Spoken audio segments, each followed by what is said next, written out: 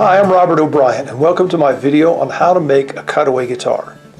Years ago when I launched my classical and my acoustic guitar building online courses, almost immediately I started getting emails of people asking me when I'm going to do a cutaway version. Well, the time has finally come.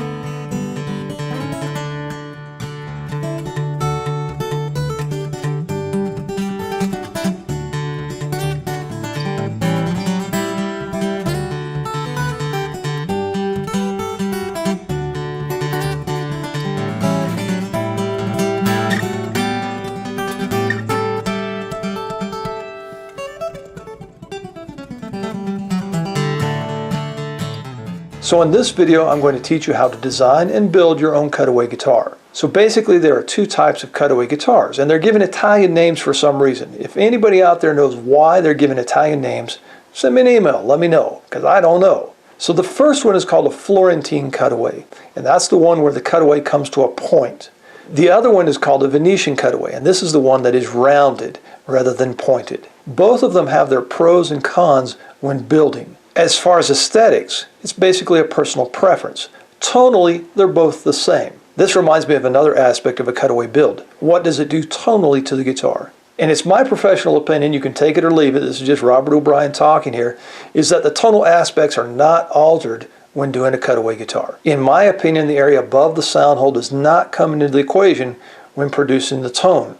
In my opinion, it's everything below the sound hole, what Kent Everett likes to call the prime real estate or the beachfront property, all the area in the bridge, location in the lower bout.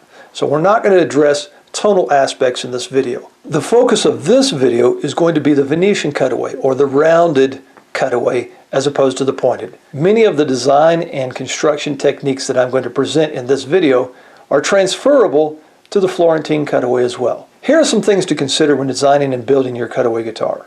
First of all, is the actual layout or design of the cutaway itself. Is it going to be more rounded or less rounded? Where and how is it going to attach to the heel block?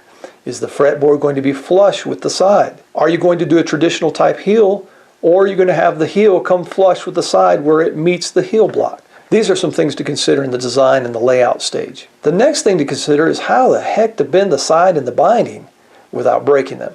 And there are several ways to do that, and there's a few tips and tricks that I'll show you there.